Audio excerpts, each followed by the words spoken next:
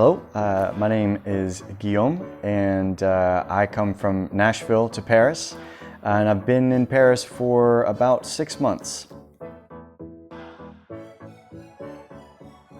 What's the best thing you've experienced so far? I would say I love history, and so being able to walk around in a city like Paris with the beautiful architecture and the gardens and all of that, it's something I hope I never get used to. Oh. Like, I hope I never get used to seeing, the Jardin de Luxembourg or the Louvre, or there are churches that are just like any other church, but they're gorgeous, and it's like everybody just walks by them, and they're like barely noticed. Obviously, there's places like Notre Dame and Saint-Chapelle and other places like that are big tourist attractions, but there's a lot of other churches here that people probably don't pay much attention to. But if you were to put any one of them anywhere in the United States of America, there'd be like a constant flow of people coming to see it because they're so amazing. And so that's been wonderful. I'm looking forward to the spring weather and less rain to be able to really just kind of go out and see more. And there's just so much history and so many little niches of where this is where Hemingway and other guys would hang out and talk and all that kind of stuff. And just being in a place like that and the atmosphere, you can really sort of feel why it is that philosophers and artists and musicians and people have been sort of drawn to this city. There's just something there, certain je ne sais quoi, that you can kind of feel in the atmosphere. But besides that, I mean, obviously, I love food, and so it's still a bit of a challenge to lose weight even in Paris, walking everywhere, because there's so many pastries. There's it's like you could kill yourself just walking down one street for any length of time, because there's like a boulangerie and a boulangerie, and if you stop and get a pastry at every one, it's like you'd be in a sugar coma. Oh, yeah. After. But yeah, I mean, there's been times where I love to go to places and just be like, hey, what would you recommend that I get? And just to get it from them. And there's a boulangerie not far from my school, and they have like I'm not sure exactly what it is, but it's like an almond croissant. Oh, it's good, right? And they were like, you should try this, and I'm like, well, I'm not particularly crazy about almonds. I mean, I can take them or leave them or whatever. And then I took it back and was sort of, after my little lunch, I took a bite of it and I was like, this is amazing. And the eclair, I mean, it's everywhere. The chocolate, and then just at a restaurant, like the options of stuff France is where food and food preparation was codified. I mean, it's where like the rules of how you do cooking happened. And so it's no mystery as to why it's just done better here. Food is not just something that you do. There's a much deeper appreciation for food. And I think there's just the culture in general, like in the United States, like we will go out and there's a bit of a paradigm where we may talk while we're eating, but the eating is the thing. Oh. And the talking is just something that happens, and we eat and we sort of finish up because we got something else to do, and then we leave. But in France, and it's kind of a European motif that I've seen it in Italy and other places, the talk is the thing, and the food is something that happens while you're talking. Yeah, because I mean, you and I have spent like 6 hours at a single cafe, and after a couple hours, I'm sort of looking around. It's like, are they going to kick us out? And it's like, no, this is how it goes. And so that's really cool. But yeah, the food is great. I mean, so. Okay, I was wondering, because we've talked about this on, for example, the first video of Smoked Texas Barbecue, how Charles had to adjust to the French palate. He's like the spice, the peppers, the salt, the sugar, and everything. Did you have to adjust somehow? Well, I forgot to mention this. So, I don't really know, because I'm a typical guy, and so I don't usually engage medical services unless I'm like bleeding and going to die, and it's just normal. So when I arrived in Paris, I was here for about a week, and then the first weekend I got super sick. I'm not exactly sure what it was in particular, but I had vertigo really bad, which I've never had vertigo. I wasn't able to get out of bed for like 2 days because if I got out, I would get nauseous or whatever. I ate hardly anything, and I was just like, you know, I mean, it was kind of in that place where I'm like, okay, if I wake up tomorrow and this isn't even any better, I probably should go get some professional help because this is obviously not normal. And I think what that is in the US, which is unfortunate, they put sugar in everything, or we put sugar in everything. I mean, there's sugar in ketchup, there's sugar in the mustard, you know, it's like there shouldn't be sugar, and it's often the worst kind of sugar, like the high fructose corn syrup. We use that in everything. And so it may have been that my body was just so used to being at a certain level of sugar. I got here and I just crashed. Since then, it's been fine. I haven't had any issues, you know, since then.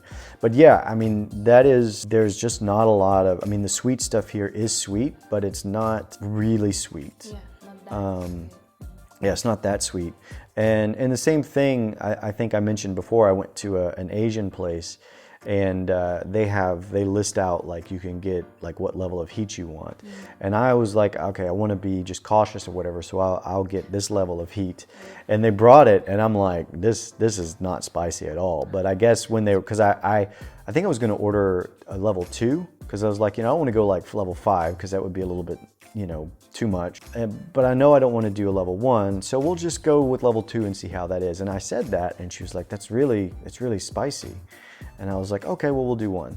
And then she brought it, and I'm like, this is nothing, you know. But I'm used to going to, you know, Mexican restaurants and stuff like that in the U.S. where things are super spicy. And we have in Nashville, Nashville hot chicken, which is like, that can be painful if you're not careful, like what level of heat that you're getting. Like eating it is just a challenge. So there's several restaurants, and like there's several of them that claim that they were the first and they are the best, and all, because that's how we do things. But you go to a place and you'll order whatever thing that you want to get. I usually get like the chicken tenders or something like that, and then you tell them what level of heat that you want. And there's usually like 4 or 5, from like no heat at all to just like a little bit of spice, and then up to something that's like, you know, this is only for the brave and the strong. And I usually hit somewhere in the middle because, you know, I like to enjoy my meal. I don't want to be fighting with it. But that's spicy. I mean, that's super spicy. You know, my family makes chili and it's spicy, and so I'm used to that. And so for me, that wasn't spicy at all. And so it's just that relative nature of the French palate is not used to the spice, and so things are spicier for them. Whereas for me, I'm used to the spice, and so things are not. They're really mild or not a lot of spice to them. So I was very happy when I was able to find Tabasco sauce in the market. And I can only find these little bottles, so I have to get them like every 2 weeks, you know, because we go through them, my roommate and I go through them pretty quickly. He's from Senegal, so the same kind of thing, you know, he's likes the spice, and so we go through Tabasco pretty quickly. But yeah, that's a difference in both how sweet things are and how spicy things are. But at the same time, there's an amazing flavor palette of what you eat, because you can actually taste the stuff that you're eating. So if you're eating a steak, you can actually taste the steak. You don't taste the spice. And so yeah, it's, I mean, you know, you can almost say in America, anything worth doing is worth overdoing, and that's kind of how we approach some of our stuff. So, but yeah, that was an interesting sort of lesson. It's like, okay, spicy doesn't mean the same thing here as it does in the US. Yeah. What do you miss the most from the States? Or what do you miss in general? Because it's been half a year, so... Yeah, it's been half a year. I mean, so far I really haven't had a lot of homesickness, and I think that's a lot been, you know, having a roommate and somebody that's, you know, kind of there, and we've become good friends over the course of things, which is a blessing for sure. I think, you know, particularly about Nashville, I mean, I really miss the music scene. I had a lot of friends that were in the music scene, and I was out at shows and places quite regularly, and so that's been a bit of adjustment, and I'm just starting to try and venture out and find those spots, because a lot of them have been closed. I mean, they closed down clubs over the holidays and things like that, and so there's a long list of places that I have that I need to go try out, you know, and try and find like my spot, like, you know, just that kind of rhythm of life in Nashville, of particularly within the music scene.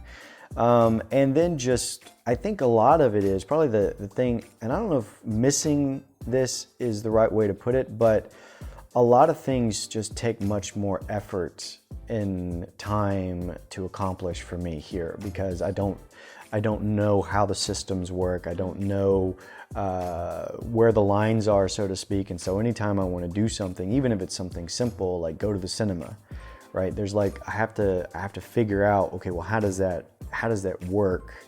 You know, do you have apps where you buy tickets on? Like, I mean, I had used the Fandango app and all that kind of stuff in the States, where I would just get my ticket and I would just show it or whatever. Or do you have to go? And then everything has the regulations with masks and all this kind of stuff, which makes everything more complicated. And just finding places and finding, like, if I need to get something or I want to try and find something, like for example, we've talked about flour because I like to do sourdough bread.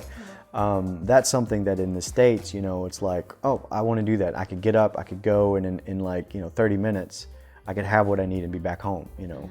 And here it's like, I was like, well, is there a specialty flour place that I can go and get flour and then like because the way that they grade flour is completely different than it is in the States, and we just have like all-purpose and whole wheat and so on. And here there's like T45, T55, all of these numbers, and it's like, what does all this mean? Because there's not a direct comparison.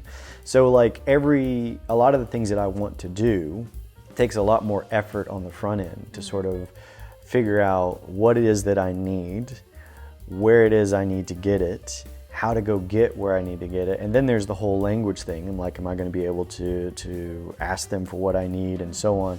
So everything takes a lot more effort, you know, and that of course will change over time, especially once I get the language down better and I can communicate in French, because then I can feel more comfortable about engaging and asking questions. But yeah, that's probably been the thing that I miss the most, is just how easy things are to do for me in the US. I mean, here, of course, people who have lived here, it's like, oh yeah, it's just this, you know. Yeah, I mean, yeah, flour comes in this little box and not a bag. And it's like, oh, well, I didn't know that. So that's why I haven't found any flour, because I was looking for a bag, and although it does come in bags as well.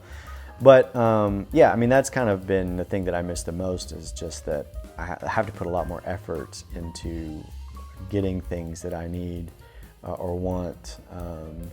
And it just takes a lot more time to do that.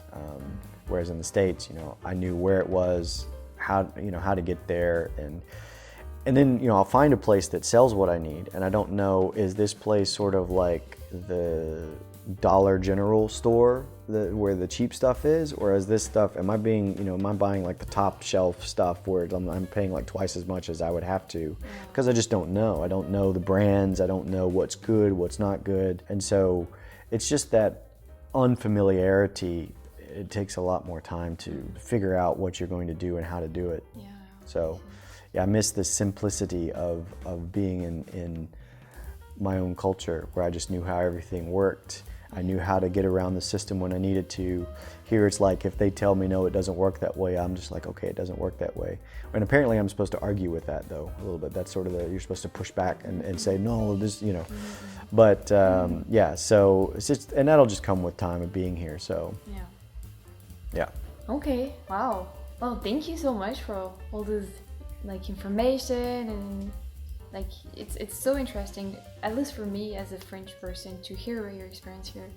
And we have to say so many things that we just don't even think about as people living in this country, you know, as French people. So yeah, wow, thank you so much for today. Part 2, maybe not, maybe I'm not gonna mention it.